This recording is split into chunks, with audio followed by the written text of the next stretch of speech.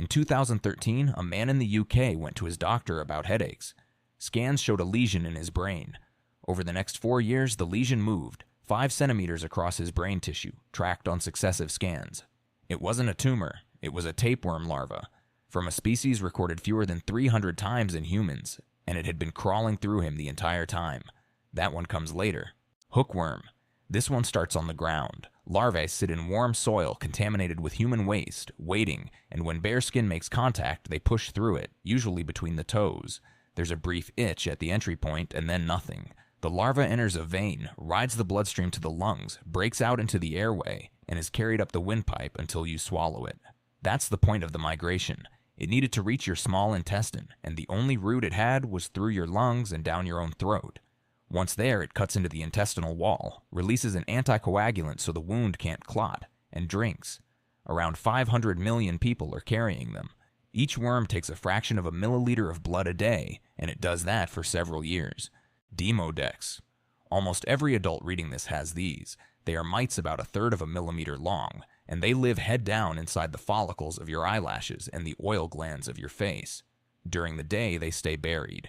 At night, they crawl out onto the surface of your skin at roughly a centimeter an hour, find a partner, mate, and climb back into a follicle to lay eggs. They do essentially no harm, and most people never know. A 2022 genome study found the reason they're so quiet. Over generations of living on us, they have shed almost everything they don't need, including an anus. Waste accumulates in their bodies for their entire 2-week life.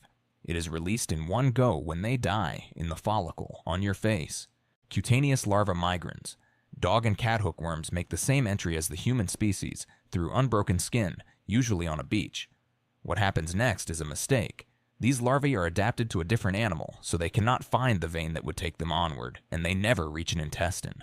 Instead, they wander sideways through the upper layers of your skin, looking for a route that doesn't exist. The path leaves a raised red line that advances a centimeter or two every day, twisting back on itself. It is intensely itchy, and it is visible. You can mark the end of the track with a pen and check it in the morning to see how far it moved overnight. Human botfly. The adult fly never touches you.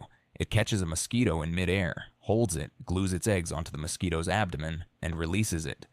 When that mosquito lands on you to feed, your body heat triggers the eggs to hatch, and the larva drops onto your skin and burrows in through the bite wound. It then grows for 5 to 12 weeks in a chamber under your skin, anchored by rows of backward-facing spines so it cannot be pulled out. It keeps a small hole open at the surface, which is how it breathes. People who have had one consistently report the same thing. At night, in the quiet, you can feel it moving. Scabies mite. A fertilized female lands on the skin and starts digging, cutting a tunnel through the outer layer at about 2 millimeters a day and laying eggs behind her as she goes. Most people carry between 10 and 15 mites in total. The strange part is the timing of the symptoms. On a first infestation, there is no itching at all for 4 to 6 weeks, because the itch isn't caused by the burrowing. It's an allergic response, and your immune system has to learn the mite's proteins before it can react. In people whose immune systems can't mount that response, the mites are never slowed down. Those cases can reach 2 million mites on one body. Beef tapeworm. It attaches to the wall of your small intestine with 4 muscular suckers on a head the size of a pinhead, and then it grows a body out of that head, up to 1,000 segments, 4 to 10 meters of it, coiled in a space meant for digestion. It has no mouth and no gut of its own. It absorbs your digested food directly through its skin, which means it is only ever eating what you have already broken down for it. Each segment contains both sets of reproductive organs and fertilizes itself. When a segment is full, it detaches from the end of the worm, crawls out of you under its own power, and this can carry on for 20 years. Giant roundworm. Around 800 million people are infected, which makes this the most common worm infection on Earth. The females reach 35 centimeters, about the length of your forearm, and a heavy infection can be dozens of them at once. In children, that mass is a physical problem before it's a nutritional one. Enough worms can knot together and block the intestine completely. There is also a documented behavior that makes them difficult to ignore. Adult worms are sensitive to changes in their environment, and a high fever or general anesthetic will drive them to relocate. They exit through whatever opening they find. That includes the mouth and the nose. Whipworm. The front 2/3 of this worm is a thread finer than a hair, and it uses that end to sew itself into you. It threads through the cells lining your large intestine and stays there, stitched into the wall, feeding on tissue fluid and blood while the thicker back end hangs free in the gut. Light infections do very little. Heavy ones in children cause chronic bloody diarrhea and enough straining that the rectum can prolapse. And when that happens, the worms are visible on the exposed tissue, still attached, moving. Giardia. This one is a single cell with 8 flagella and a suction disc on its underside. It doesn't invade or bleed you. It parks. Thousands of them clamp onto the lining of your small intestine using that disc and simply cover the surface, blocking absorption, so food passes through you without being taken up. 10 cysts is enough to start an infection. The cysts survive for weeks in cold water and tolerate the chlorine levels used to treat drinking water, which is why outbreaks come from mountain streams and municipal supplies rather than from anywhere that looks dirty. The water that infects you is clear, cold, and has no taste to it. Pinworm. This is the most common worm infection in wealthy countries, and it is almost entirely a childhood one.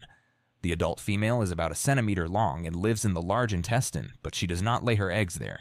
At night, while you are asleep, she crawls out of the anus onto the surrounding skin, deposits up to 15,000 eggs, and leaves an irritant behind so the area itches. That itch is the transmission mechanism. The eggs become infective within hours, they end up under fingernails, and they survive on bedding and door handles for around 2 weeks. The cycle is designed so the host reinfects themselves before they are ever aware of it. Trichinella. You get this from undercooked meat, usually pork or wild game. The larvae are released in your stomach, mature in the intestine, and the new generation then leaves the gut entirely and travels through the blood to your striated muscle, preferentially the diaphragm, the tongue, and the muscles that move your eyes. Then it does something no other parasite does. It penetrates a single muscle cell and does not kill it. It reprograms it, switching off the genes that made it a muscle cell and forcing it to become a nurse cell that feeds and shelters the larva. Wrapped in new blood vessels, the parasite instructs the body to build. Those converted cells can keep the larva alive inside you for years. Cystic urcosis. The pork tapeworm has a second option. If you swallow its eggs rather than its larvae, the eggs hatch in your stomach instead of anchoring to your intestine, and the embryos cross the gut wall into the bloodstream. From there, they distribute. They lodge in skeletal muscle, under the skin, in the eye, and in the brain, and each one forms a fluid-filled cyst around itself and waits. In muscle, they are usually harmless and produce no symptoms at all. They are frequently discovered by accident years later on an X-ray taken for something unrelated. The dead cysts calcify, and they show up as hundreds of small white grains scattered through the tissue of the arms, legs, and torso. Guinea worm. A person drinks water containing an infected water flea. Over the next year, the worm matures, mates, and the female, up to a meter long, migrates down through the connective tissue of the body to the lower leg. She then creates a blister on the skin that burns severely, and the burning has a purpose. It drives the host to put the limb in cold water, which is the moment the worm has been waiting for. She pushes through the blister and releases hundreds of thousands of larvae into the water. Removal has not fundamentally changed in 3,000 years. The worm is wound out a few centimeters a day around a stick, over weeks, and if it breaks, the remainder can cause severe infection. Loa loa. Transmitted by a deer fly that bites during the day, the adult worm is 3 to 7 centimeters long and spends its life traveling through the connective tissue just under your skin. It moves at about a centimeter a minute. It cannot burrow deep and it cannot settle, so it keeps going, and it produces swellings wherever it pauses. Periodically, its root crosses the surface of the eye. It passes under the conjunctiva, over the white, in full view, and the migration is slow enough that the person it is living in can watch the entire crossing in a mirror while it happens, then watch it disappear back into the tissue at the far side. River blindness. Adult worms live knotted together in nodules under the skin, and a single female produces around 1,000 larvae a day for up to 15 years. Those larvae spread out through the skin and the eye. While they are alive, they cause relatively little damage. The damage is what happens when they die. A dead larva in the cornea triggers an inflammatory response, and the tissue clouds where it lies. Repeated over years, across millions of larvae, the cornea scars permanently. It is one of the leading infectious causes of blindness in the world, and the mechanism is entirely the immune system responding to parasites that are already dead. Acanthamoeba. This one is not a specialist. It is a free-living amoeba found in tap water, swimming pools, soil, and shower heads, and it has no need for a host at all.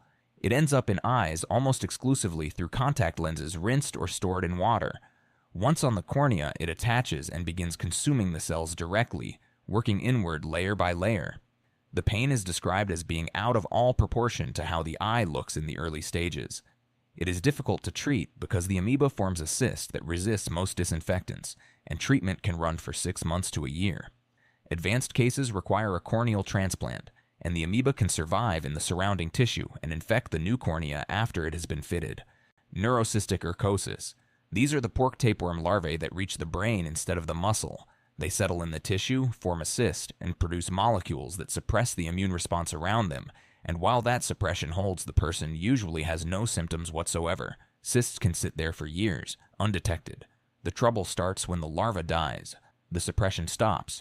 The immune system finally registers what has been sitting in the brain, and the inflammatory response around the dying cyst is what causes the seizures. It is the single largest preventable cause of epilepsy worldwide. Sparganosis. This is the case from the beginning. The man had headaches, memory problems, and seizures, and over 4 years, the abnormality on his scans moved 5 centimeters through his brain. Surgeons removed a living ribbon-shaped worm 1 centimeter long. It was identified as Spirometra erinaceae europaea, a species that normally cycles between water fleas, amphibians, and cats, and which has been recorded in humans fewer than 300 times in a century.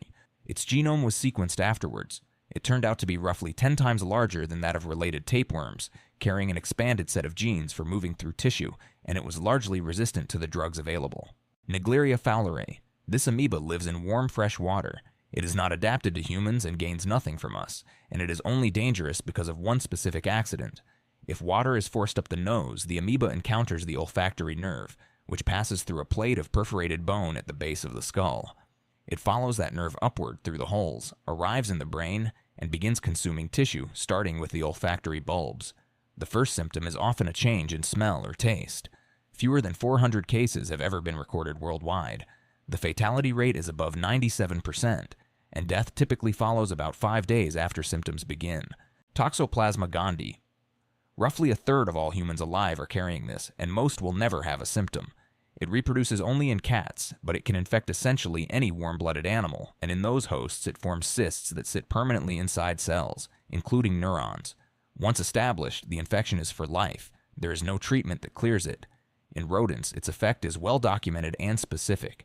Infected rats and mice lose their innate aversion to cat odor, which returns them to the only animal where the parasite can complete its cycle. Whether it does anything comparable in us is genuinely unsettled. Studies have reported associations with reaction time, risk-taking, and several psychiatric conditions, and other studies have failed to replicate them. It has been in a third of the species for as long as we have looked, and we still cannot say what it is doing. If you found this one worth your time, subscribe for more and leave your suggestions for the next video down in the comments.